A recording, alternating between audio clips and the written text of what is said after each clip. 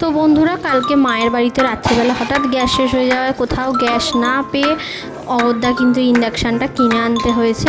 তো দেখো, এটা আনার পর কিন্তু এতে তেমন কিছুই রান্না হয়নি, শুধু একটু চেক করার জন্য গরম জল করেছিলাম। তো আজ যেহেতু অন্নপূর্ণা পূজা, তো মাকে আমি বললাম তুমি আমাকে সকালবেলা একটু পায়েসের জোগাড় করে দিও, তো আমি কিন্তু পায়েসটা এতে করে দেবো। তো প্রথম রান্না কিন্তু আর কি ঠাকুরের জন্যই এতে করলাম। তো দেখো, আমি কিন্তু এখানে পায়েসের জন্য সমস্ত কিছু জোগাড় করে নিয়েছি, নিয়ে কিন্তু এখানে পায়েসটা বসিয়েও দিয়েছি। পায়েসটা আমার হয়েও গেছে।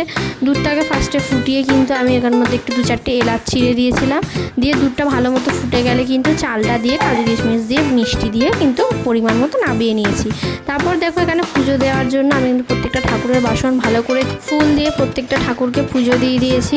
দিয়ে কিন্তু আমি এখানে মা অন্নপূর্ণাকে পায়েসটাও নিবেদন করে দিয়েছি। এখানে চলো তোমাদেরকে একজনকে দেখাই বসে বসে আমার পুজো দেখতে দেখতে কখন ঘুমিয়ে পড়েছে। ভিডিওটা ভালো লাগলে একটা কমেন্ট করো। Tata, by.